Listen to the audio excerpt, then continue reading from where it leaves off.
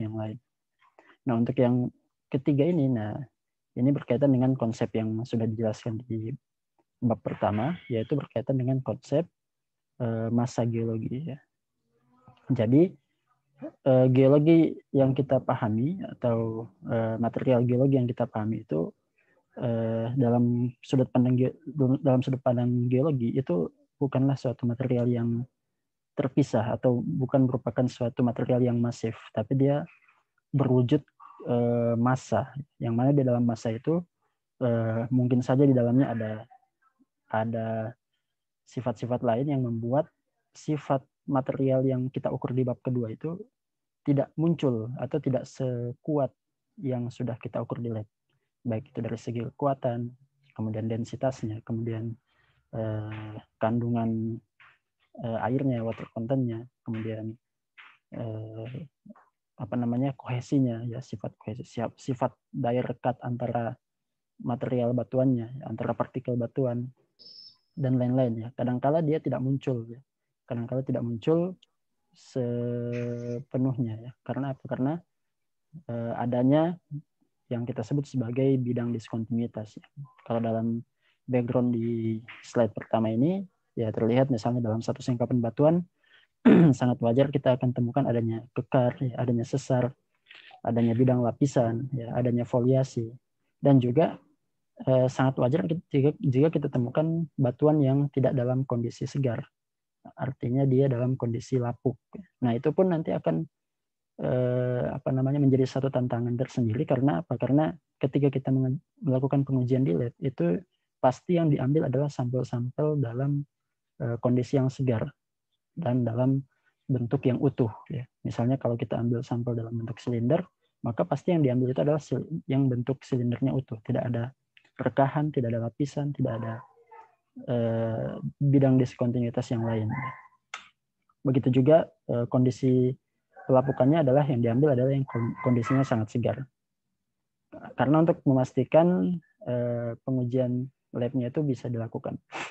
Karena kalau kita membawa sampel yang lapuk atau membawa sampel yang banyak dengan rekahannya, nah di situ kemungkinan akan sulit untuk dilakukan pengujian lab. Nah, massa geologi atau geological mass ini, nah ini menjadi tantangan bagi kita ya sebagai seorang ahli geologi untuk bisa mendefinisikan. Apalagi kalau berkaitan dengan rekayasa, ya kita harus bisa sampai kepada level mengkuantifikasi, membuatnya dia menjadi suatu angka. Nah itu nanti akan ada pembahasannya sendiri ya. Untuk di sini kita akan bahas bagaimana konsepnya. Oke, ini outline-nya. Jadi nanti kita akan ada 3 pembahasan besar ya. Pertama adalah mass fabric atau bagaimana distribusi material di dalam satu massa geologi atau simpelnya dalam satu tubuh geologi. Nah, nanti dalam mass fabric itu kita akan bahas ada yang disebut sebagai diskontinuitas ya, bidang-bidang yang membuat batuan itu tidak menjadi utuh. Kemudian ada parameter shear strength, ada parameter continuity atau persistence, ada orientation, spasi. Nah, ini 5 pembahasan besarnya. Kemudian yang berkaitan dengan pelapukan ya. Jadi nah ini yang sering akan kita dapati di lapangan yaitu kondisi lapuk dari batuan. Ya, nanti kita akan bahas bagaimana hubungan pelapukan terhadap properti dari batuan ya, bagaimana dia mempengaruhi kualitas batuan. Kemudian apa yang membuat batuan itu menjadi lapuk. Terus bagaimana cara untuk mendeskripsikan pelapukan dan bagaimana menzonasinya, membuatkan zonasinya. Kemudian yang ketiga ya ini bagaimana cara untuk melakukan deskripsi pada batuan ya, pada sampel yang kita sebut sebagai sampel geologi. Oke, yang pertama ini berkaitan dengan fabric ya, mass fabric. Jadi massa itu ya kalau di bab 1 di materi pertama kita definisikan sebagai volume dari ground ya. Ground itu kita sebut sebagai mewakili batuan atau tanah yang itu akan terpengaruh atau akan mempengaruhi pekerjaan rekayasa. Nah, itu yang kita sebut sebagai massa. Jadi kalau misalnya dalam satu coupling akan dibuat suatu gedung yang 30 lantai, kemudian ada basementnya 10 lantai. Nah, massa batuan yang disebut di sini adalah semua atau massa batuan dan tanah ya. Karena ada tanah juga, maka seberapa banyak tanah atau batuan yang ada di daerah tersebut yang nanti dia itu akan dipengaruhi oleh pembangunan gedung di situ, dan dia akan merespon balik dan mempengaruhi pekerjaan gedung di situ. Nah, itulah yang kita sebut sebagai massa. Sehingga yang harus kita deskripsi adalah seluas apa, yaitu seluas massa tersebut ya. Sejauh mana si pembangunan atau kegiatan rekayasa ini bisa mempengaruhi kondisi geologinya. Nah, di alam kita akan sangat sulit menemukan singkapan batuan atau tanah yang tidak mengandung bidang diskontinuitas. Jadi pasti akan selalu ada bidang diskontinuitas. Nah, jadi kalau mass fabric ini pembahasannya tentang diskontinuitas. Nah, diskontinuitas itu apa saja? Ya, bisa kekar, bisa sesar, bisa bidang lapisan ataupun bidang foliasi. Ya. Nah, ini adalah masalah yang harus di forecast ya, diperkirakan ya oleh seorang investigator. Jadi seorang geologi itu dalam pekerjaan rekayasa disebut sebagai investigator karena dia berperan dalam kegiatan site investigation, ya, investigasi lahan. Ya. Jadi kita bertugas untuk memprediksi atau memperkirakan karakter dari diskontinuitas dalam suatu masa. Ya. Kemudian bagaimana behaviornya, bagaimana perilaku dari diskontinuitas tersebut, ya, dengan data yang tersedia, ya, dengan data yang tersedia, baik dari singkapan ya yang tersingkap di permukaan ataupun dari lubang bor. Ya. Karena pada faktanya ya kita itu akan berhadapan dengan data yang yang sangat minim, ya. Karena tentu kita tidak bisa melihat suatu singkapan itu dalam bentuk yang utuh. Kita tidak bisa melihat bagian dalamnya, kita tidak bisa melihat semua bagian secara utuh. Jadi kita mungkin hanya akan melakukan sampling dengan dengan melakukan, ya, kita hanya akan melakukan sampling dengan 1 titik bor misalnya, atau 2 titik bor, 3 titik bor. Semakin banyak titik bor semakin bagus. Tapi tentu tidak akan bisa menunjukkan semua. Ya, tidak bisa akan menunjukkan semua. Karena kalau menunjukkan semua ya kita harus membuka, ibaratnya membuka si singkapannya. Nah, jadi kita akan bekerja dengan data yang tersedia. Sehingga kita harus melakukan yang namanya interpolasi, ya, ekstrapolasi. Kita harus melakukan suatu pemodelan dalam rangka untuk memprediksi apa yang tidak terlihat. Nah, itu yang harus dilakukan oleh seorang investigator dalam kegiatan site investigation. Oke, nah kita masuk ke pembahasan tentang diskontinuitas. Diskontinuitas ini yaitu tadi bidang yang membuat batuan tidak lagi menjadi utuh atau tidak lagi menjadi batuan yang intact itu yang utuh. Nah, di sini kita gunakan 2 pembagian. Yang pertama adalah integral discontinuities. Ya. Integral discontinuities ini adalah diskontinuitas yang belum mengalami pembukaan oleh adanya pergerakan atau adanya pelapukan. Jadi kadang-kala kita akan mendapatkan bidang diskontinuitas yang dia itu masih rapat. Jadi kalau ini ada bidang, ya bidangnya di sini. Nah, kadang-kala dia itu belum terbuka, ya, karena belum ada pergeseran atau belum ada pelapukan di bagian permukaannya, sehingga kita melihat dia masih menempel utuh. Ya. Nah, biasanya kalau kondisinya seperti ini, diskontinuitasnya itu masih mempunyai tensile strength. Jadi dia mau ditarik itu dia masih sulit, gitu. Masih punya kekuatan, masih punya strength, tensile strength. Dan juga dia mempunyai kohesi. Kohesi itu artinya dia mempunyai daya ikat antara partikel batuannya. Kemudian ada juga yang kedua kita sebut sebagai mechanical discontinuity. Ini adalah diskontinuitas yang sudah mengalami pembukaan atau dia itu sebagai respon terhadap tekanan, ya, karena ada tekanan sehingga si bidang tersebut sudah mengalami pergeseran, ya. Ketika dia bergeser maka pasti akan ada celah yang terbuka atau mengalami pelapukan di bagian bidangnya. Nah, ini dia kondisinya itu akan memiliki tensile strength yang kecil, ya, dan sehingga dia tidak memiliki, kadang-kala tidak memiliki shear strength, tapi dia juga bisa memiliki shear strength, artinya kalau dia geser lagi dia tuh tidak mulus juga, tidak akan slip dengan mudah, tapi dia masih bisa menahan. Karena apa? Karena di bidang permukaan ini kadangkala tidak rata dan lebih sering tidak rata. Sehingga ketika dia digeser dia masih punya shear strength-nya. Jadi dia tensile strength-nya itu sudah lepas ibaratnya, sudah tidak ada gaya tahan lagi, tapi ketika digesernya dia masih bisa menghasilkan shear strength. Oke, ini ilustrasinya ya. Ini yang kita sebut sebagai geological mass. Jadi di dalam satu massa batuan atau satu singkapan bisa kita temukan ya. Di dalamnya ini ada, nah ini yang kita sebut sebagai, kalau ini bidang diskontinuitasnya ya, ini juga bidang diskontinuitas. Maka nanti kita akan definisikan ada yang namanya discontinuity set ya. Jadi set diskontinuitas yaitu bidang diskontinuitas yang punya karakter yang sama ya. Biasanya ditunjukkan dengan orientasi yang sama. Jadi ini karena dia arahnya sama dengan yang ini, maka dia disebut satu set. Yang ini juga. Jadi ini, yang ini satu set.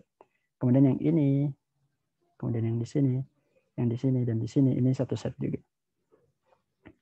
Nah, kemudian ada yang namanya filling. Ya, filling ini adalah isian di dalam bidang diskontinuitas. Jadi kalau yang sudah tergolong mechanical discontinuities, maka biasanya dia akan memiliki celah yang terbuka seperti ini. Nah, makanya di bagian dalam ini biasanya ada isian.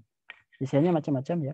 Yang paling kokoh itu biasanya berupa urat kuarsa atau urat kalsit. Nah, kalau yang tidak kokoh misalnya cuma isiannya berupa hasil lapukan ya, atau soil, kadang-kala mengisi juga. Nah, itu salah di antaranya filling. Kemudian ya, ada yang namanya block size. Block size ini adalah ukuran batuan yang dibatasi oleh 4 bidang atau dibatasi sekelilingnya oleh bidang diskontinuitas. Kemudian ada yang namanya wall strength ya. Wall strength ini adalah seberapa kuat si bidang diskontinuitas ini menahan gaya normal. Nah, itu namanya wall strength. Jadi dia diukur berdasarkan gaya normal yang menekan bidang. Jadi kalau ini bidangnya, maka gaya ke sini dan gaya ke sini itu akan menentukan nilai wall strength-nya. Terus ada yang namanya spacing ya. Spasi ini adalah jarak antara dua diskontinuitas pada satu set yang sama. Nah, itu namanya spasi. Jadi kalau ini ada diskontinuitas, ini juga diskontinuitas, satu set yang sama, maka ini adalah spasinya. Tapi kalau dari sini ke sini, ini bukan spasi. Karena ini bukan satu set. Kemudian ada yang namanya roughness. Ya, roughness ini menunjukkan seberapa kasar si diskontinuitas ini. Ya, karena di bagian permukaan ini dia tidak mulus. Kadang-kala ada yang mulus kalau dia itu berupa slickened side, ya, bekas bidang sesar. Tapi lebih banyak lagi dia tidak mulus. Dia memiliki kekasaran ya. Kasarannya bisa berupa bentuknya itu bergelombang, undulasi, atau permukaannya itu bergerigi. Nah, nanti ini pun harus dideskripsi karena setiap jenis roughness, setiap jenis kekasaran permukaan itu akan menentukan seberapa stabil batuannya. Karena ini kan kalau misalnya ada bidang seperti ini, artinya kan ada kecenderungan satu blok ini akan lebih mudah untuk jatuh atau bergeser. Nah, kalau dia kasar di sini, ini akan meningkatkan shear strength-nya. Jadi blok yang ini tidak akan mudah menggelincir ke sebelah sana. Karena dia tertahan dengan gaya gesek di permukaan bidang ini. Ya, di setiap bidang ini, di setiap bidang diskontinuitas. Nah, jadi yang paling disukai atau yang paling bagus untuk suatu pembangunan adalah bidang diskontinuitas dengan roughness yang kasar, yang membuat si blok batuan tidak menjadi mudah untuk menggelincir.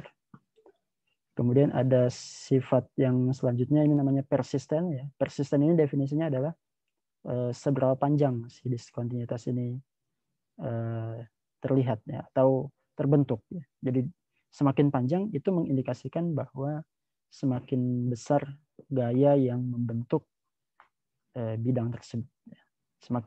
Semakin pendek bidang diskontinuitasnya atau panjangnya, maka semakin kecil pula gayanya. Nah, yang mana yang paling aman? Yang paling aman adalah yang persistensinya kecil. Kemudian ada yang namanya aperture. Ya. Aperture ini adalah bukaannya, ya, seberapa lebar bukaan. Jadi rongga yang ada di antara dua bidang ini, dua blok batuan ini, itu berapa besar, ya, berapa besar lebarnya. Nah itu yang namanya aperture. Semakin besar aperturnya maka dia semakin tidak aman, karena dia semakin mudah untuk bergerak, semakin mudah untuk jatuh, dan semakin rapat aperturnya semakin bagus. Kemudian, nah setiap bidang diskontinuitas ini harus diukur orientasinya, ya. Nah itu nanti akan dinyatakan bisa dengan dip dan dip direction, ya. Jadi kalau strike dan dip kan dia tegak lurus, ya. Kalau ini strike maka ini dipnya. Kalau ini bisa juga, ya. Jadi ini dipnya, kemudian dip directionnya ke sebelah mana. Oke, kemudian ada seepage. Ya, seepage ini juga harus dideskripsikan. Jadi seepage ini menunjukkan seberapa banyak kandungan air di dalam batuan tersebut. Semakin banyak kandungan air, maka dia akan semakin semakin membuat batuan menjadi tidak stabil, karena dia akan mengurangi daya rekat, ya, karena dia akan menjadi semacam pelumas, ya, pelumas bagi bidang diskontinuitasnya, ya, yang awalnya mungkin menempel kuat kemudian menjadi stabil, tapi karena adanya air itu kadangkala akan membuat diskontinuitasnya menjadi lemah, menjadi tidak bisa mengunci lagi. Oke, mungkin itu. Nah, kemudian shear strength. Shear strength ini adalah, ya tadi, seberapa kuat bidang diskontinuitas itu bisa mampu menahan gaya, atau dia itu butuh berapa besar gaya supaya dia itu bisa bergeser di bidang diskontinuitasnya. Nah, ini dinyatakan dengan hukum Coulomb, ya. Hukum Coulomb itu dirumuskan dengan ini, tau sama dengan C, ya, ditambah dengan sigma N dikalikan tan pi, ya, tan pi. Jadi tau ini adalah shear strength-nya, di seberapa newton per meter kubik per meter persegi yang dibutuhkan untuk membuat dia bergeser. Nah itu adalah taunya. Jadi kalau misalnya kita punya kita punya bidang seperti ini, nah seberapa besar kita butuh berikan gaya supaya dia itu bisa bergeser. Nah itu adalah taunya. Kemudian ada yang namanya C, ya, cohesion. Cohesion ini adalah nilai intrinsik dari bidang diskontinuitasnya. Jadi seberapa lengket si dua blok batuan ini di bidang diskontinuitasnya. Nah itu dinyatakan dengan nilai C. Kemudian ada sigma normal. Sigma normal ini adalah tekanan normal, ya, tekanan normal yang gaya normal, ya, mungkin gaya normal bisa sama disebut dengan gaya normal. Gaya normal di bidang permukaan. Jadi gaya normal, kita butuh gaya normal berapa, ya, untuk membuat si bidang tersebut bergeser. Kemudian ada P, ya, P ini adalah sudut geser dalam, ya, angle of sliding resistance. Nah ini bagaimana mengujinya? Ini sebenarnya prinsipnya sama seperti ini. Jadi kalau misalnya kita punya grafik seperti ini, ya, ini adalah hasil pengujian di lab.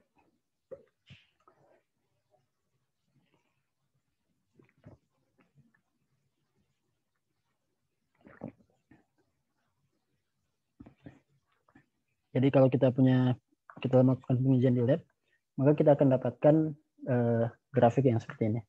Jadi taunya itu akan digambarkan di sumbu Y-nya. Kemudian ini menunjukkan gaya normalnya. Jadi gaya normal itu, semakin kita besarkan gaya normal, maka shear stress-nya akan semakin besar. Jadi maksudnya gini, semakin kita berikan gaya normal, misalnya ya mungkin begini, kita berikan gaya normal di atas, jadi dia dibebani. Semakin besar beban yang menimpa batuan ini bidang diskontinuitasnya, maka semakin aman si bidang diskontinuitas itu, ya. Semakin butuh gaya yang lebih besar lagi untuk membuat dia bergeser, karena kan dia dikunci dengan gaya normal yang besar. Nah, semakin besar gaya normal, maka semakin besar pula shear stress yang yang dibutuhkan. Jadi kalau misalnya kita berikan G normal di titik sini, maka berapa shear stress yang dibutuhkan supaya dia bisa bergerak, maka sebesar ini. Nah, begitu. Jadi gaya kayak dari samping yang membuat dia bergeser itu harus diperbesar juga. Nah, grafik ini ya itu nanti akan menunjukkan ada suatu titik yang namanya C, cohesion. Jadi C ini ya itu adalah shear stress yang dibutuhkan ya jika gaya normalnya itu 0. Ya. Jika gaya normalnya itu 0. Jadi kalau misalnya bidangnya seperti ini tadi, kemudian di atasnya tidak ada beban apa-apa, shear stress normal stressnya 0, maka berapa besar gaya geser yang dibutuhkan atau berapa besar gaya dorong yang dibutuhkan supaya misalnya seperti ini, supaya si blok batuan ini bisa bergerak ya. Si blok batuan ini bisa bergerak. Nah, tanpa ada gaya normal di atasnya. Nah, itu namanya cohesion. Jadi dia bekerja tanpa adanya gaya normal. Kemudian, nah ini friction angle-nya itu akan ditemukan dari mana? Ditemukan dari, nah ini kemiringan garis ini. Di seberapa atau gradiennya. Ya mungkin bisa kita dapatkan dengan perbandingan misalnya 2 kali pengujian.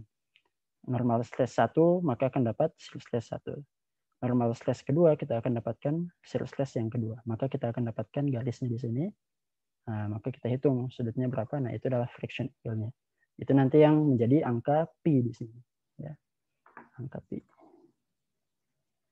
Nah, nanti akan masuk di sini. Tan. Nah, ini kalau kita lihat, ini sebenarnya mirip dengan persamaan garis lurus ya, yang pernah mungkin kita pelajari di SMP. Ya, jadi ini mungkin tahunnya ini adalah Y, kemudian ini adalah apa ya namanya B ya. Ini kemudian ini X-nya ya, ini X-nya, ini M ya. C ya. Oh, ini biasanya juga Y sama dengan MX plus C ya. Oh, ya, oke. Ini M-nya, jadi tangan P-nya ini adalah M, ini X-nya, kemudian ini C ya. Y sama dengan C plus MX ya, sama seperti ini. Nah, jadi shear stress itu adalah gaya horizontalnya, normal stress-nya adalah gaya vertikalnya. Nah, ini pengujiannya biasanya dilakukan di lab. Nah, termasuk ini yang ada di video ini.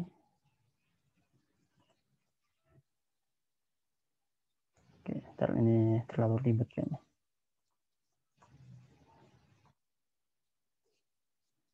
Oke.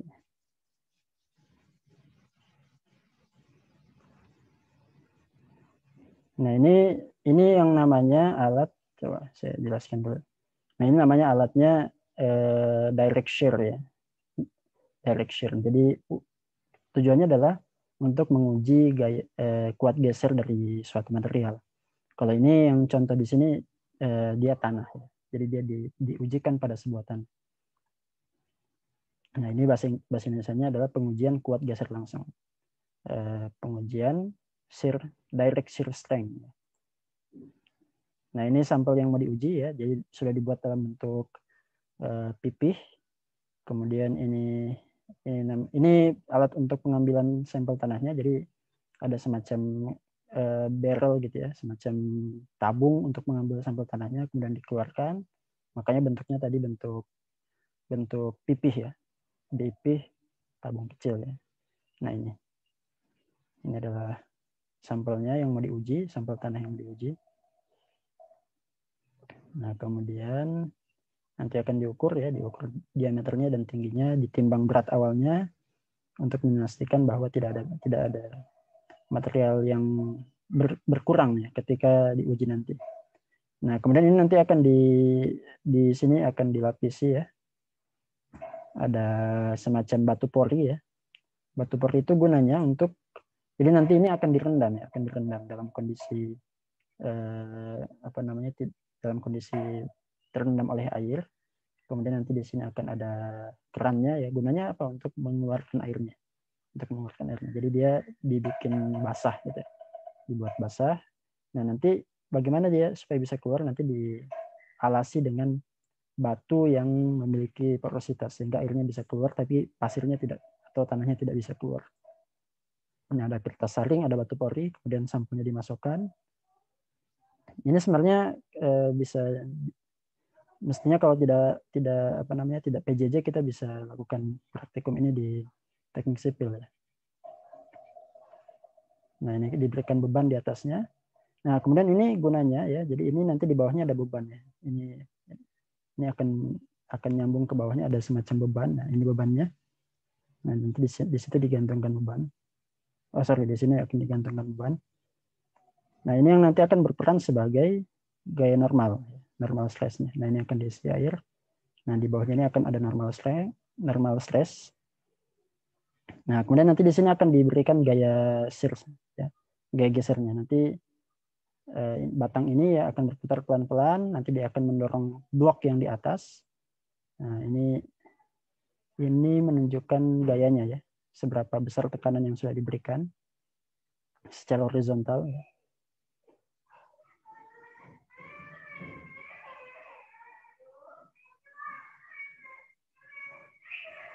Jadi dia akan diberikan gaya secara perlahan-lahan sambil dihitung waktunya ya, dihitung waktunya. Oke, dia diberikan gaya secara horizontal untuk sebagai gaya shear stress-nya. Nah, ini kemudian diujikan pengujian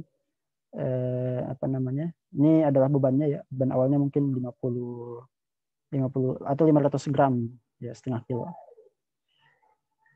Kemudian akan dilihat pada tekanan berapa ya, dia itu akan ibaratnya drop ya. Jadi nanti dia akan naik pelan-pelan, menunjukkan bahwa dia semakin meningkat, dia semakin butuh tekanan, sampai nanti di satu titik dia akan jatuh ya. Nilai tekanan yang terbaca di sini akan turun secara mendadak. Nah, itu menunjukkan bahwa dia sudah mencapai titik shear strength maksimumnya atau shear stress maksimum yang dibutuhkan untuk beban tadi 500 gramnya. Ya.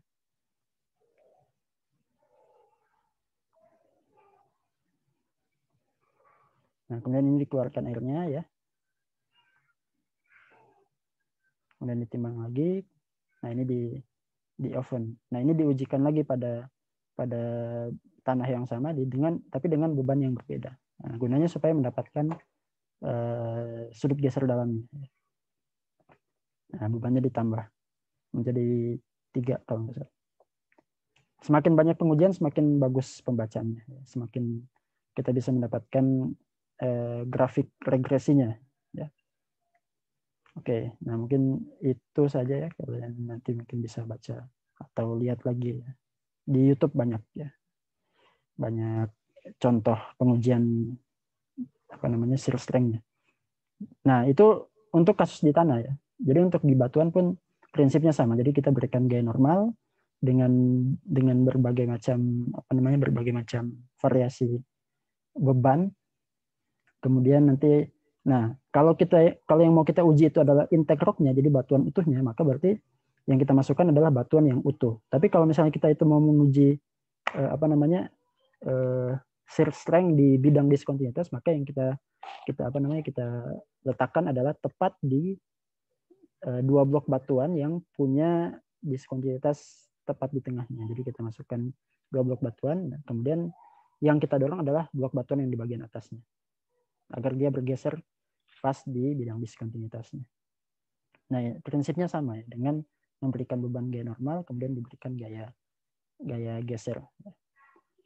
Oke, itu yang pertama ya untuk shear strength. Yang kedua berarti. Ketiga adalah persisten. Persisten ini menunjukkan seberapa panjang ya. Misalnya dia itu bidang perlapisan, seberapa panjang sih bidang perlapisan tersebut. Nah, untuk intake rock, nah ini kita tidak akan bisa melihat ya persistensinya ya. Kemudian, nah ini persisten ini kadangkala tidak mencukupi atau tidak terlihat kalau misalnya cuma di satu singkapan. Jadi kadangkala singkapannya itu mungkin tingginya cuma 10 meter, tapi kadangkala di bidang diskontinuitasnya melebihi 10 meter. Nah, bisa juga terjadi seperti itu. Nah, ini tugas kita untuk memprediksi bagaimana atau seberapa panjang si bidang diskontinuitas tersebut. Oke, nah seperti yang sudah dijelaskan tadi, persistensi ini menentukan proses geologi yang bekerja di singkapan tersebut, ya, dan juga menentukan bidang diskontinuitas mana yang paling berpotensi untuk menghasilkan ketidakstabilan atau menghasilkan suatu kondisi yang membuat si singkapan batuan itu menjadi tidak stabil. Nah, itu juga bisa kita lihat di sini persistensinya. Kemudian orientasi ini ya seperti yang sudah kalian ukur sehari-hari ya, kalau pemetaan ya, bidang kemana arahnya ya, ke seberapa besar dipnya, dia strike-nya kemana. Nah, ini sangat penting ya kalau dalam kegiatan geologi teknik, mengukur orientasi ini untuk mengetahui, selain kalau dalam sejarah geologi mungkin kepentingannya adalah untuk mengetahui dari mana sigma 1, 2, dan 3. Tapi dalam rangka untuk kegiatan engineering geology atau kegiatan rekayasa teknik, ini gunanya untuk mengetahui dia itu berpotensi menghasilkan longsoran yang tipe apa. Sehingga kita bisa tahu atau kita bisa mengantisipasi potensi longsoran tersebut. Dengan apa? Dengan melihat orientasi ini. Jadi ini sangat penting sekali. Jadi mengukur orientasi itu tidak boleh, istilahnya tidak boleh asal-asal ya, tidak boleh sambil lewat. Justru ini adalah data yang sangat penting, yang sangat krusial dalam kegiatan teknik. Entah itu kita membuat tebing atau membuat tunnel, nah itu sangat penting sekali. Nah, ini aplikasinya ya. Jadi kalau misalnya kita lihat ya, ini namanya mode-mode dari failure ya, slope failure atau mode-mode dari longsoran. Nah, bisa kita lihat ini ada 4 ya, ada 4 mode yang umum terlihat ya, atau umum ditemukan di lapangan. Yang pertama ini namanya circular failure ya. Jadi saya coba zoom. Nah, ini namanya circular failure. Kenapa disebut circular? Karena dia bentuknya itu melengkung ya, berbentuk. Jadi bidang longsorannya itu berbentuk lengkung. Nah, biasanya yang longsor ini adalah materialnya adalah tanah. Nah, terlihat kalau misalnya bidang lengkungan seperti ini, kemudian ini adalah slope dari kemiringan dari slope-nya, maka ini digambarkan di stirronets seperti ini. Nah, ini adalah bidang dari slope-nya. Nah, ini yang pertama, ini mungkin tidak akan dipengaruhi oleh bidang diskontinuitas kalau dia cuma satu. Tapi kalau dia di tanah mungkin tidak akan dipengaruhi. Tapi kalau misalnya suatu batuan, kemudian di sini ada banyak sekali bidang diskontinuitas, kemudian kerapatannya sangat tinggi, ya, spasinya sangat pendek ya, spasi dari diskontinuitasnya sangat pendek. Nah, dia bisa menjadi berperilaku seperti tanah. Jadi meskipun dia batuan ya masih segar ya, belum menjadi lapuk sempurna seperti tanah, tapi batuan bisa juga berperilaku seperti ini ketika longsor kalau bidang diskontinuitasnya itu banyak sekali, ya, intensif sekali. Ya, jadi dia punya potensi untuk melongsor seperti ini. Jadi dia membentuk bidang longsoran yang melengkung, seakan-akan seperti tanah. Nah, kemudian ini yang pertama ya. Yang kedua, nah ini yang disebut sebagai plane failure. Jadi dia longsoran yang ngikutin bidang ya. Kalau bahasa sederhananya seperti itu. Jadi dia melongsor mengikuti suatu bidang yang planar, yang datar. Karena apa? Karena ini disebabkan oleh satu bidang ya. Jadi dia bisa disebabkan kalau misalnya ada satu bidang diskontinuitas di sini, kemudian bidang diskontinuitasnya ini tersingkap di slope-nya. Jadi ini kan slope-nya ya. Bayangkan ini bloknya naik dulu ke sana. Nah, ini kan slope-nya. Nah, di permukaan slope-nya ini kita bisa lihat ada bidang diskontinuitas di sini tersingkap. Nah, itu akan berpotensi sebagai plane failure. Nah, ini yang pertama. Jadi kalau digambarkan, nah ini adalah sebentar, ini adalah permukaan longsornya ya.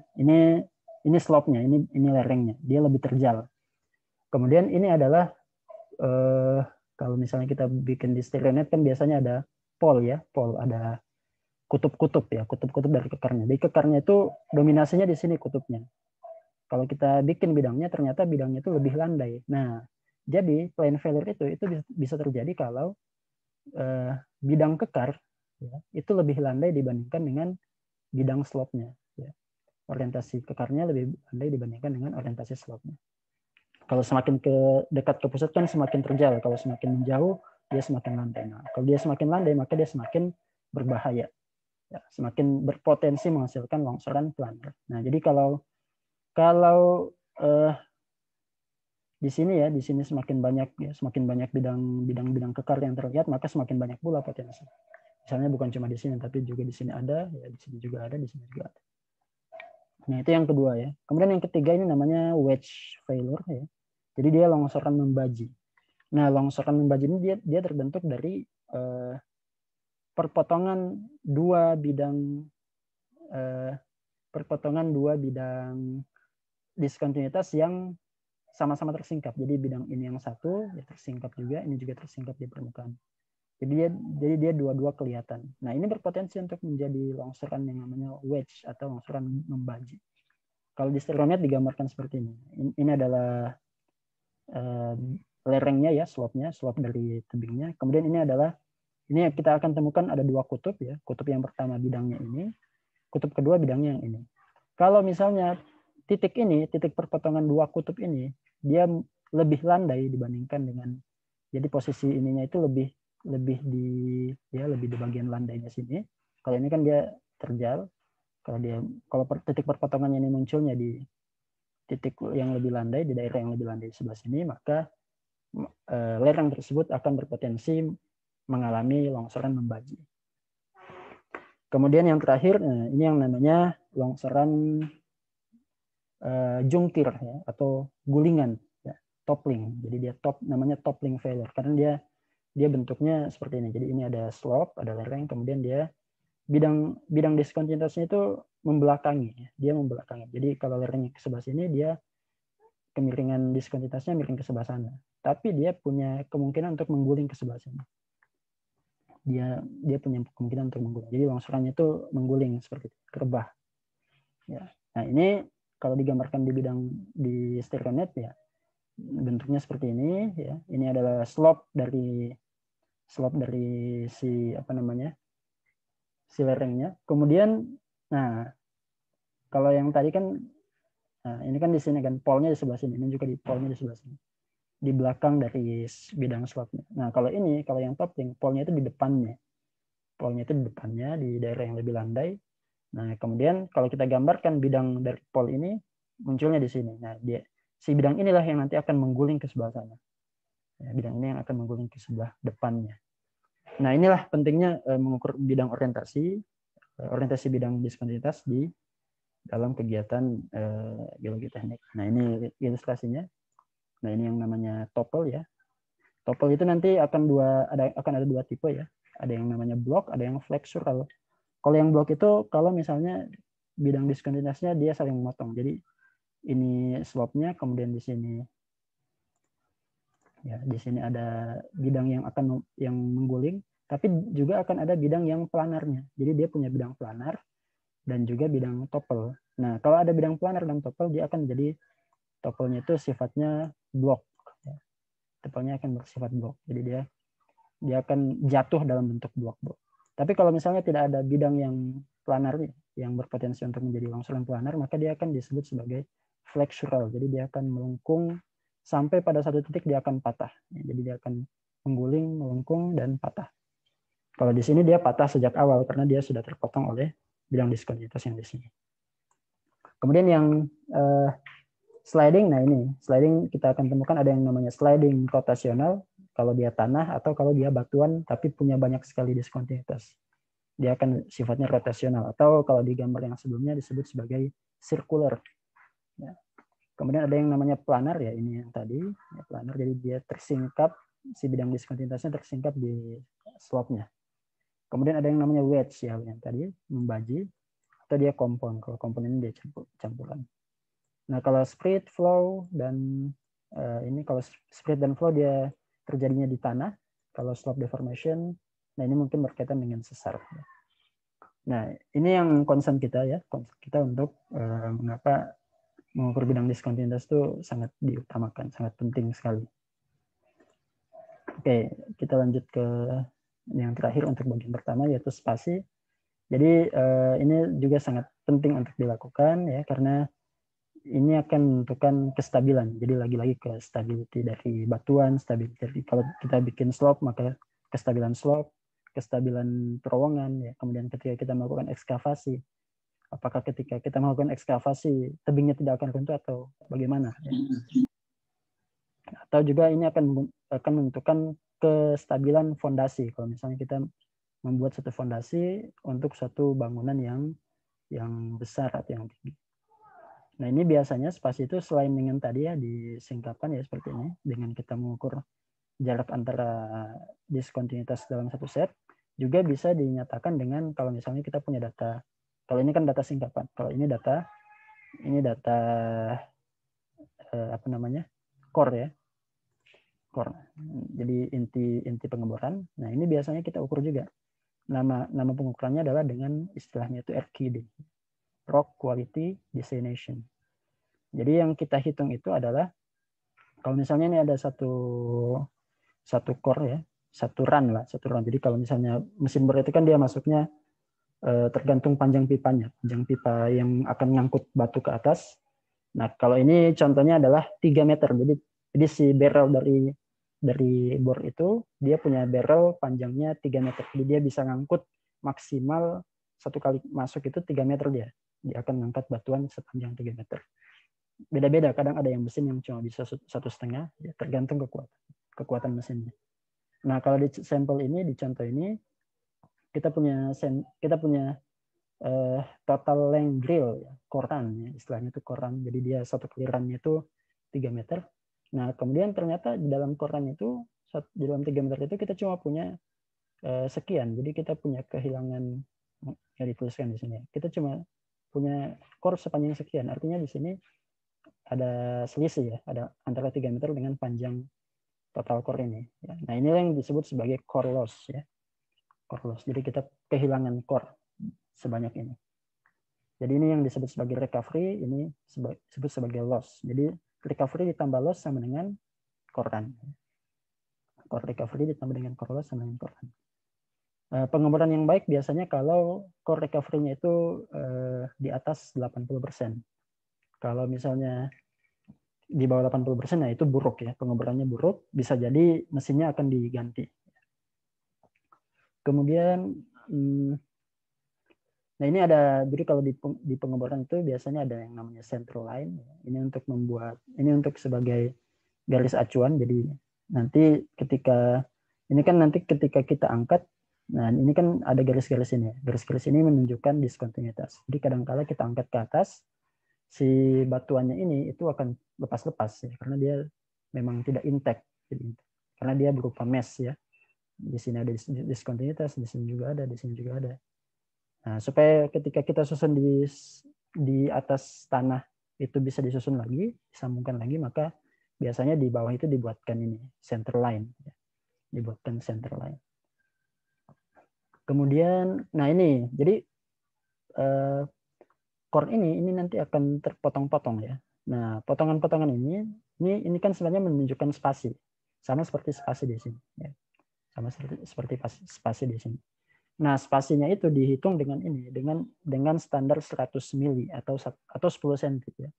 Jadi kalau misalnya ada potongan batuan ya, potongan batuan yang dia itu kurang dari 10 cm, dia itu tidak dianggap ya. Dia itu dianggap sebagai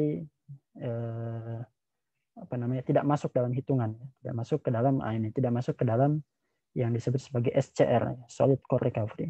Jadi kalau misalnya dia di bawah 10 cm, misalnya ini ada, ini misalnya batuan yang ini, blok batuan yang ini kan dia pendek ya. Ini kan dia pendeknya mungkin di bawah 10 cm, maka dia tidak dihitung sebagai SCR. Sehingga yang masuk dalam hitungan SCR cuma ini. 1, 2, 3, 4, 5, 6, 7. Nah, itulah yang kemudian disebut sebagai SCR.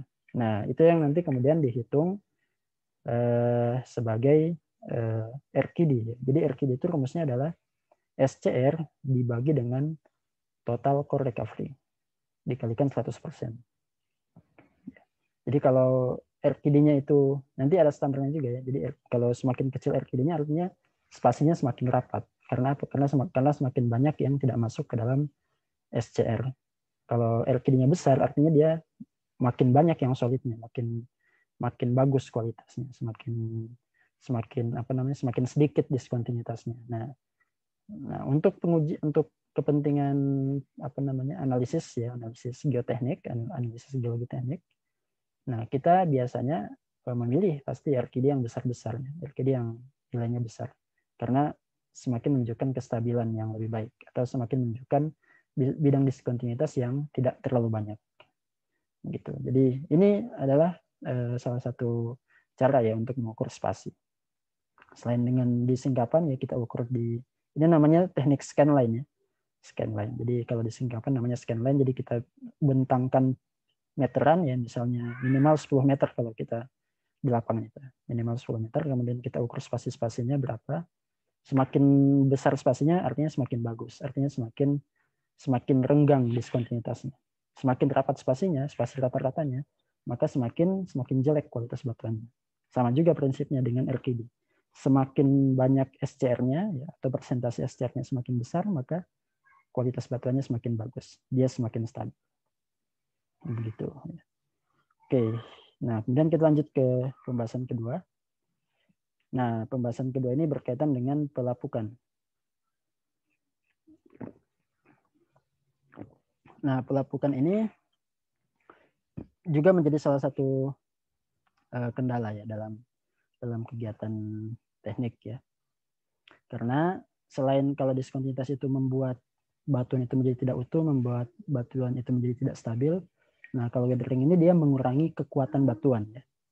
Nah, ini makanya di sini disebutkan sebagian besar dari pekerjaan rekayasa itu terjadinya itu di permukaan ya. Dan proses pelapukan itu akan mempengaruhi ground mesh ya pada kedalaman yang dangkal. Jadi dia masih bisa terjadi atau masih bisa mempengaruhi batuan atau ya batuan sebenarnya, batuan yang ada di kedalaman yang dangkal.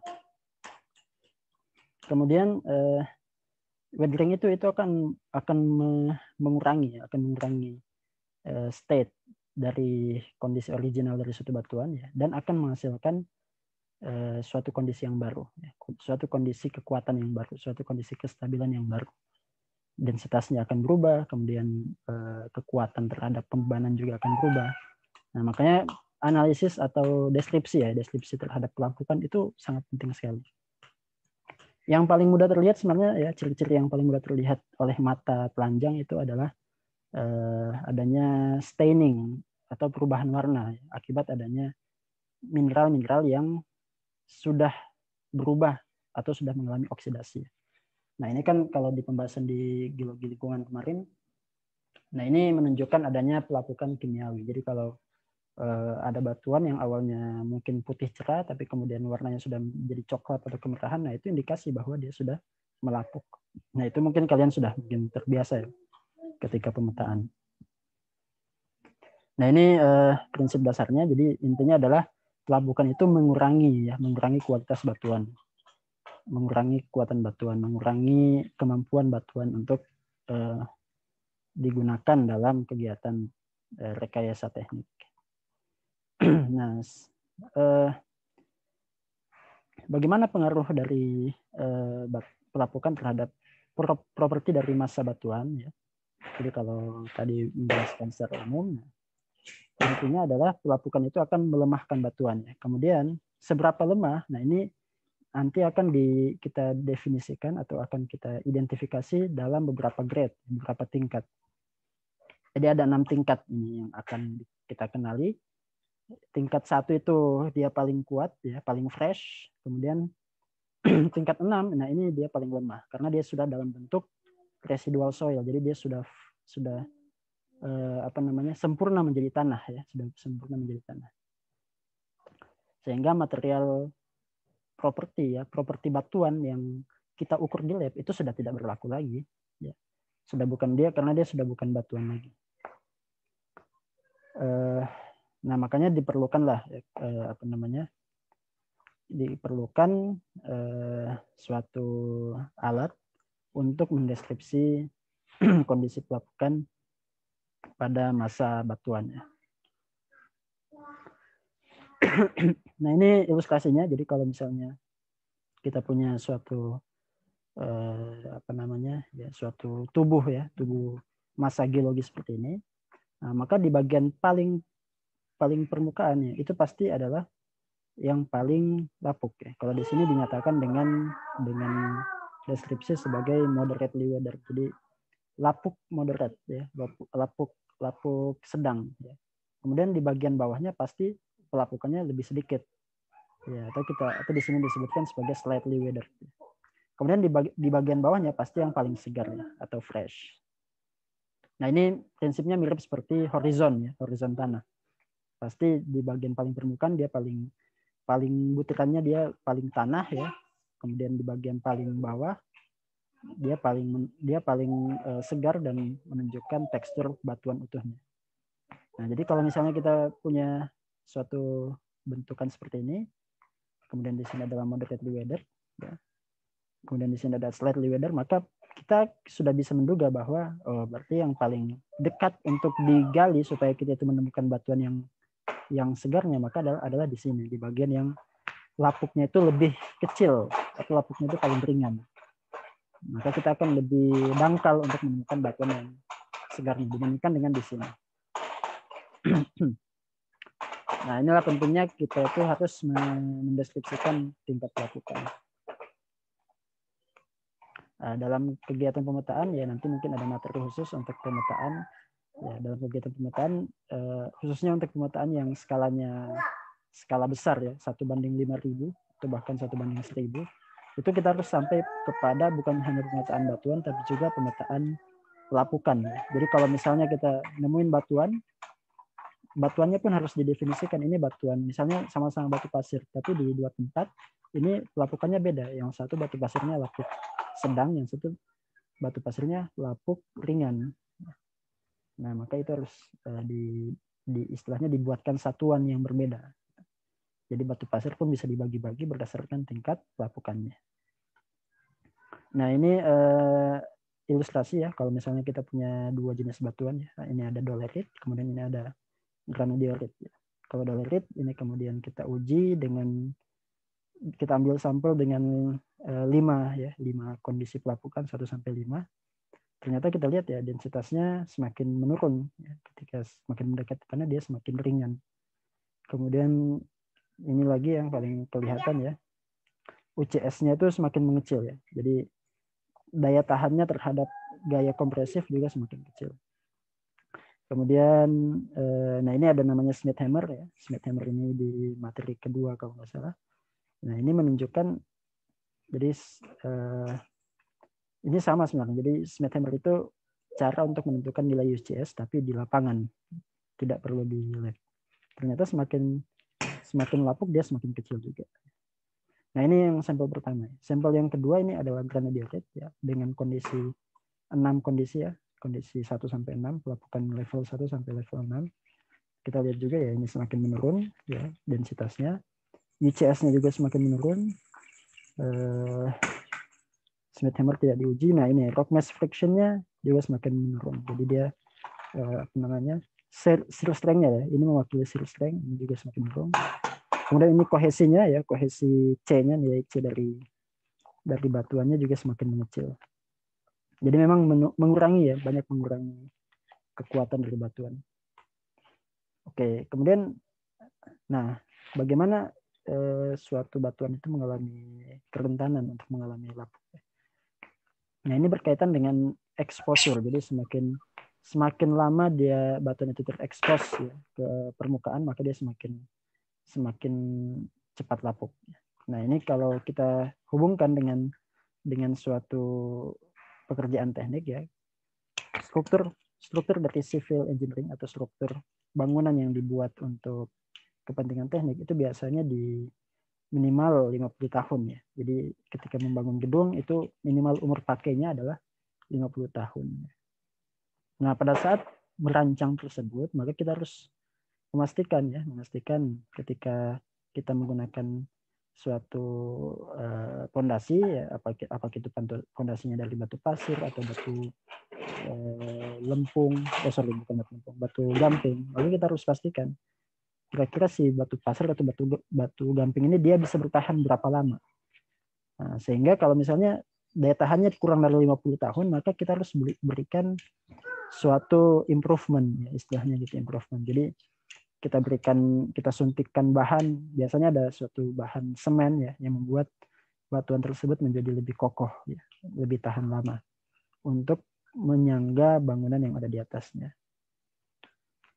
Apalagi kalau kita lihat dia itu mengalami atau punya potensi untuk melapuk lebih cepat. Nah, makanya studi terkait dengan seberapa cepat batuan itu lapuk, nah itu juga harus dilakukan. Ini kayaknya belum banyak dilakukan juga ya untuk mengetahui kekuatan batuan terhadap pelapukan.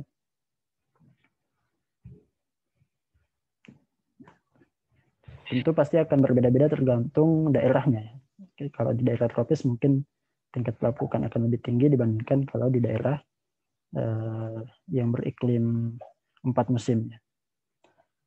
Oke, kemudian, nah ini bagaimana standar deskripsi untuk pelapukan. Jadi ketika kita mendeskripsikan pelapukan di lapangan, apa saja yang harus diperhatikan? Nah, ini yang harus diperhatikan yang pertama adalah kondisi dari diskontinuitas. Ya, karena apa? Karena di bidang diskontinuitas ini adalah salah satu pintu masuk, ya, pintu masuk media yang akan melapukkan batuan. Kalau misalnya melapuknya itu dengan air hujan, maka air hujan itu akan masuk ke bidang diskontinuitas, ya, masuk ke rekahan, masuk ke kekar, masuk ke bidang lapisan, masuk ke foliase dan lain-lain.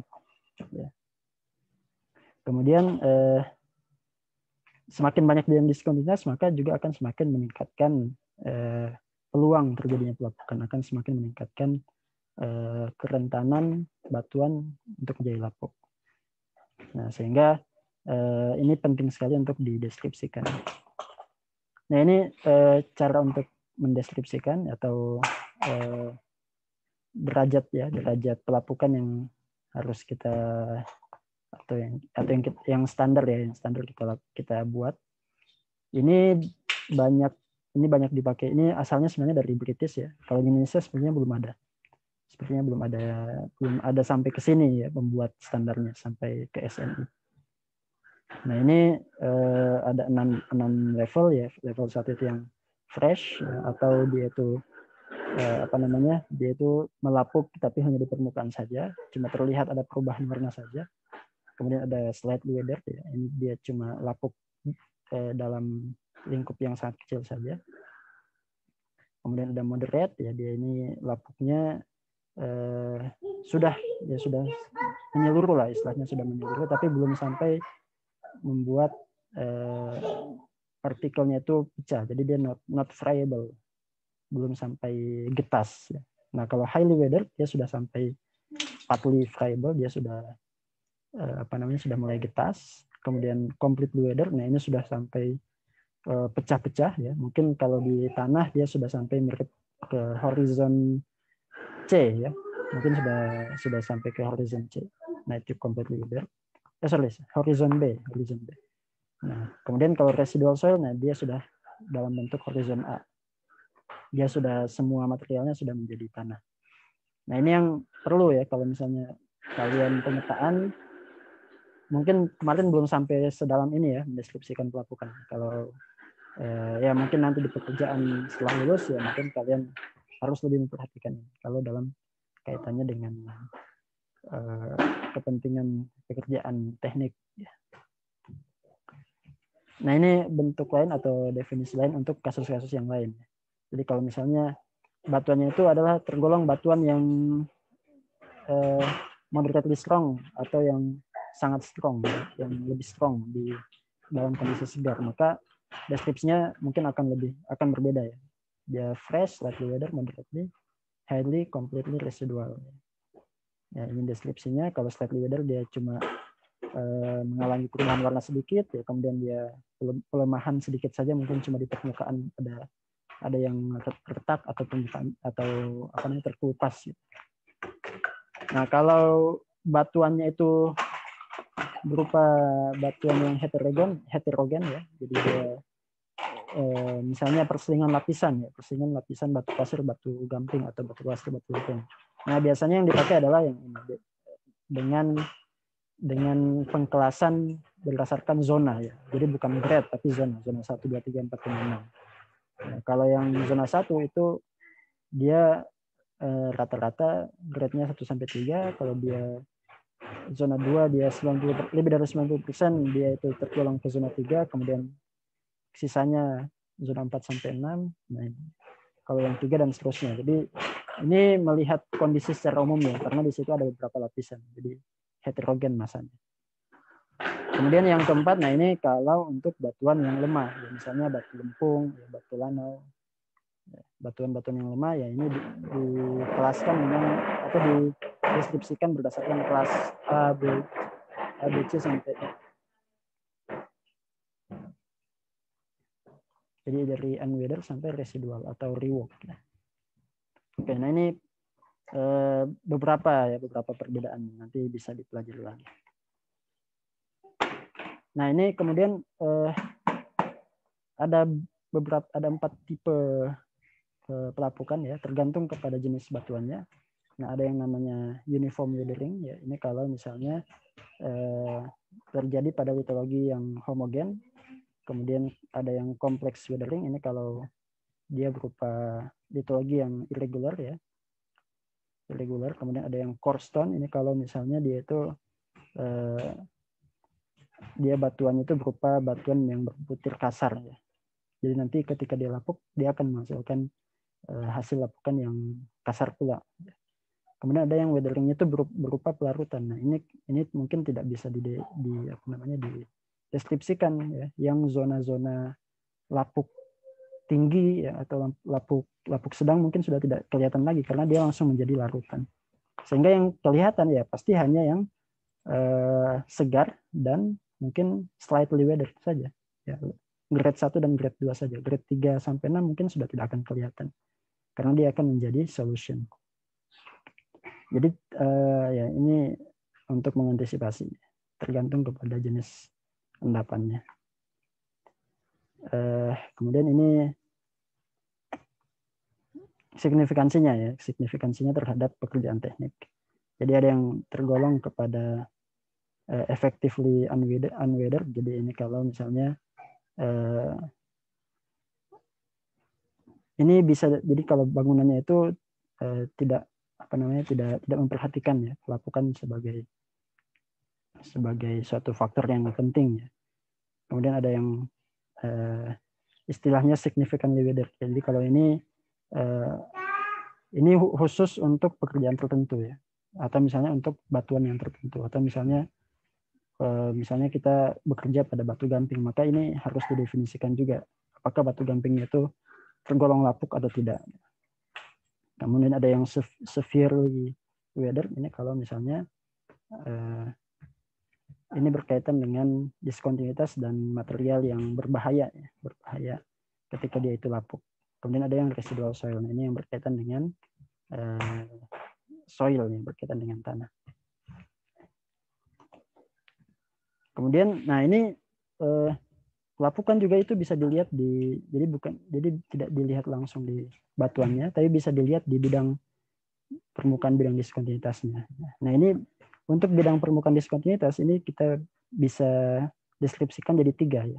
Jadi kalau bidang diskontinuitas itu kita definisikan menjadi yang pertama fresh, kemudian surface stain, jadi dia cuma ada perubahan warna sedikit atau perubahan bentuk ya, bentuk dari permukaan bidang diskontinuitasnya, atau dia melapuk ya, bagian permukaannya itu lapuknya lebih parah daripada yang level 1 dan level 2.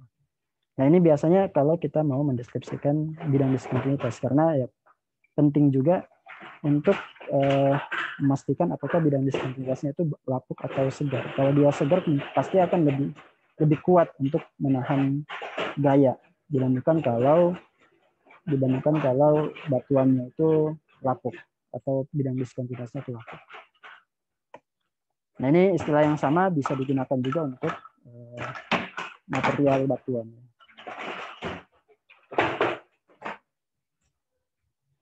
Oke ya, ini yang terakhir ya, deskripsi dari massa batuan ataupun massa tanah ya, ground mass. Jadi ini juga ini yang pekerjaan praktisnya. Di praktisnya kita akan melakukan deskripsi. Deskripsinya ya tadi itu. Selain mendeskripsikan materialnya ya seperti yang sudah diajarkan di materi dasar, di biologi dasar, batuannya apa, kemudian butirannya bagaimana bentuknya. Nah, juga harus jangan lupa dideskripsikan juga diskontinuitasnya dan juga pelapukannya. Ya, intinya dua itu ya. Kemudian sebagian besar dari massa batuan ataupun massa tanah itu bisa dibeda-bedakan. Jadi kita bisa membentuk semacam geotechnical unit. Ya, jadi geotechnical unit itu beda dengan geological unit. Kalau geological unit mungkin hanya berdasarkan ciri litologi. Kalau geotechnical unit, nah ini bisa kita bedakan tergantung kepada apakah jadi kalau misalnya kita punya satu batuan namanya batu granit, tapi di satu tempat dia itu highly jointed, jadi dia kekarnya banyak sekali, yang satu slightly jointed, jadi dia joinnya sedikit. Nah, itu bisa kita buat jadi dua geotechnical unit. Nah, maka penting juga untuk mendeskripsikan hal-hal tersebut. Karena nanti akan menspesifikkan peruntukan dari dua singkapan tersebut. Intinya di situ. Dan juga nanti kaitannya juga dengan kestabilan batuannya ya. Deskripsi dari massa batuan juga harus mencakup deskripsi unitnya, batas-batasnya, diskontinuitasnya, dan kemudian juga water content-nya.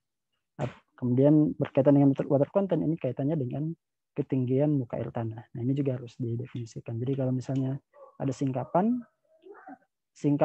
yang ada seepage-nya dengan tidak ada seepage-nya, nah itu juga harus dideskripsikan. Ya, dideskripsikan daerah mana yang singkapannya itu ada seepage, ada rembesan, dan yang tidak mengandung rembesan. Nah, kemudian yang terakhir ya ini adalah core logging. Jadi kalau misalnya kita tidak bekerja di singkapan, maka yang kita lakukan adalah melakukan deskripsi pada inti pengeboran. Nah ini. Jadi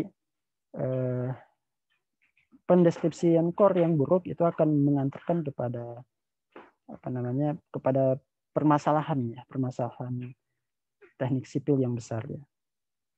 Karena ini berkaitan dengan kondisi subsurface yang tidak terlihat. Jadi kalau ini salah, maka akan salah pula semua rekayasa yang dilakukan. Nah, makanya dalam hal core logging ini harus dilakukan semuanya dalam hal yang baik, dalam kondisi yang baik ya. Core-nya itu harus disimpan di tempat yang bagus, tidak boleh ditaruh di bawah terik matahari dan juga hujan gitu. Karena akan berubah batuannya akan mengalami pelapukan. Apalagi kalau di batuannya itu atau di core-nya itu ada mengandung batuan yang sensitif terhadap air hujan. Jadi tidak boleh di tempat yang sembarang. Kadang-kala kan ada yang core-nya itu cuma ditumpuk begitu saja, tapi dia di sekitarnya itu tempat terbuka. Jadi bahkan tidak ada atapnya, atau atapnya cuma tenda aja, ya, tenda terpal. Nah, itu tidak boleh dilakukan seperti itu. Jadi harus ada namanya core store ya, harus ada core storage-nya, dia disimpan di tempat yang bagus ya, bahkan di ruangan ber-AC ya, supaya kondisi core-nya tetap bagus. Kemudian core logger-nya itu juga harus memahami nature dari engineering work yang akan dilakukan ya. Jadi dia harus tahu ya engineering work yang dilakukan apa. Mau bikin apa nih? Mau bikin bendungan atau mau bikin jalan tol atau mau bikin gedung saja. Sehingga dia harus bisa memberikan catatan tambahan di mana dia itu menemukan hal-hal yang signifikan. Jadi kalau misalnya dia bekerjanya untuk proyek bendungan, maka dia harus memperhatikan di mana diskontinuitasnya, di mana diskontinuitas itu dominan, kemudian di mana ada batuan yang sensitif dengan air. Nah, itu misalnya batu lempung ya, batu lempung itu kan sensitif dengan air, dia bisa mengembang dan shrink dan well, jadi dia bisa mengembang dan menyusut dengan cepat. Atau batu gamping juga dia sensitif dengan air. Kemudian proses logging itu harus dibagi menjadi dua ya, dia harus mendeskripsikan material dan juga mendeskripsikan diskontinuitas. Kenapa tidak mendeskripsikan pelapukan ya? Mungkin karena di core itu sangat jarang ditemukan pelapukan, karena kan coring itu kan pasti dia mengambil sampel yang ada di bawah permukaan yang lebih segar. Jadi ditekankan pada dua ini, materialnya dan diskontinuitasnya. Kemudian ya deep dari diskontinuitas. Bagaimana mengukur deep dari diskontinuitas kalau di coring? Ya. Kalau di singkapan mungkin gampang karena kan dia posisi batuannya diam. Tapi kalau di core, nah ini ada teknik khusus ya, ada teknik khusus untuk mengukur diskontinuitasnya ya, ketika dia sudah di core box. Karena kan kalau di core box kan artinya kita nggak tahu lagi arah utaranya di mana. Meskipun kita temukan ada bidang, tapi kita tidak tahu arah utaranya di mana. Nah itu ada teknik khususnya ya. Biasanya itu bisa diukur langsung ketika pengeboran, tapi ongkosnya mahal. Ada namanya, kalau pengeboran itu biasanya ada namanya pensil orientasi. Jadi kita memberikan tanda utara ketika pengeboran dilakukan. Tapi itu biasanya jarang dilakukan karena ongkosnya mahal. Karena kita harus memasukkan suatu alat tertentu masuk sampai kedalaman, tergantung kedalaman pengeborannya. Kalau pengeborannya sampai 100 meter, maka pensilnya itu harus masuk sejauh 100 meter juga ke bawah tanah. Kemudian, nah ini ya standar kalau logging ya, melogging coring itu dengan deskripsi yang kompleks, yang lengkap, itu biasanya sehari itu bisa dapat 30 meter. Jadi kalau misalnya lebih dari 30 meter atau misalnya berlebih sangat jauh dari 30 meter, 100 meter dalam sehari, nah itu patut dicurigai. Dia meloggingnya itu buru-buru. Atau kalau misalnya terlalu pendek, misalnya sehari itu cuma dapat 5 meter atau 10 meter, ya ini juga harus dicurigai juga. Apakah dia terlalu banyak santai atau bagaimana. Nah ini beberapa hal ya terkait dengan core logging dalam rangka untuk menyediakan data dalam kegiatan engineering work ya. Oke, cukup sekian. Oke, ini apa namanya contoh ya, contoh bagaimana borehole log ya yang dilakukan. Jadi yang dicatat itu adalah deskripsi batuannya apa, legendanya ya, simbol batuannya, kemudian kedalamannya berapa, ini juga harus tepat, tidak boleh salah. Kemudian ini pengujiannya apa saja ya, ada pengujian apa di sini, apakah di sini ada pengujian pengukuran muka air tanah ya, di sini menunjukkan ada water table di sini, berarti water table-nya di kedalaman 3 meter. Kemudian frekuensi fracture-nya ya, artinya seberapa banyak diskontinuitas ditemukan di sini. Kemudian ada RKD-nya ya, nilai RKD-nya berapa. Kemudian core recovery-nya berapa persen? Nah ini 70%. Biasanya kalau di permukaan itu kecil-kecil ya nilai core recovery-nya, karena kebanyakan masih berupa tanah atau misalnya masih berupa batuan yang horizon B atau C yang komposisinya itu campuran antara batuan dan tanah. Jadi biasanya kecil ya, 70% ya. Atau bahkan kadang cuma 50% atau bahkan 0. Karena apa? Karena tanahnya jatuh semua, dia tidak bisa nempel seperti batuan. Kalau batuan kan dia padat ya, ketika dia dibor dia bisa terangkat dengan mudah. Tapi kalau tanah dia biasanya hancur sehingga jatuh. Kemudian di sini ada keterangannya ya, bagaimana metode pengeborannya ya. Di sini ada yang namanya Shelby, ada yang auger ya. Auger mungkin kalau di lab kita mungkin ada hand auger. Kemudian, nah ketika dia sudah masuk ke lapisan batuan yang bedrocknya, nah ini biasanya pakai yang ini, triple tube ya. Jadi dia punya, ini nanti akan dibahas juga, ada yang namanya barrelnya itu 3 lapis. Jadi tabung itu 3 lapis yang bisa menjepit supaya batuannya tidak jatuh. Kemudian casingnya panjangnya, ini bukan casing, apa namanya? Ini diameter ya, diameter casing. Jadi si pipa luarnya itu diameternya adalah 150 mm atau 15 cm. Dan seterusnya. Nah, ini ada yang simbol NX ya. Ini NX. Jadi ini menunjukkan diameter dari si barrelnya ya, si core-nya. NX itu dia lebih kecil, mungkin kalau nggak salah cuma 6 cm ya diameternya. Kemudian ada yang BX ini lebih besar lagi, dan seterusnya.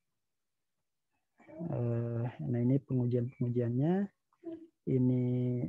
fracture frekuensinya harus dihitung. Ini nilai kohesi ya kalau nggak salah. Volumenya ini saya nggak tahu ini apa volumenya. Ini kedalaman. Nah, oh ya ini kalau simbol ini artinya ada SPT. SPT itu kalau ada pengujian pengujian SPT. Jadi SPT itu ada alat yang dijatuhkan beberapa kali ya. Mungkin sudah dijelaskan di video kedua kalau nggak salah. Jadi ada alat yang dijatuhkan beberapa kali untuk menguji kekerasan atau kekompakan dari tanah atau batuan. Ada SPT result, ada kalau C ini consolidation test ya C. Jadi seberapa solid si tanah dan batuannya. Oke.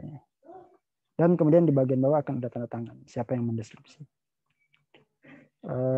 Projectnya namanya, lokasinya di mana, di-log oleh siapa, pada tanggal berapa, pakai mesin apa pengoborannya, ya, drillernya namanya ini, tim pengobornya siapa, ZA, pengoborannya mulai kapan, ya, tanggal 12 sampai tanggal 17, 5 hari.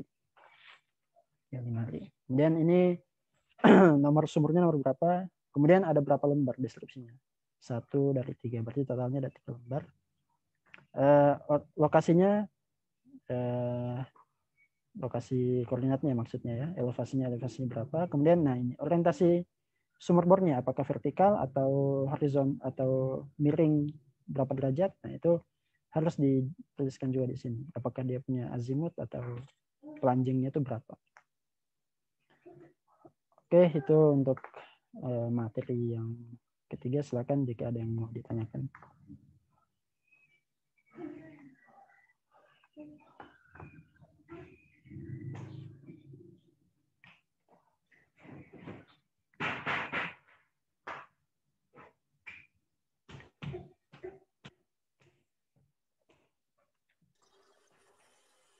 Ya Pak, izin bertanya. Ya, saya benar. Oh, silakan.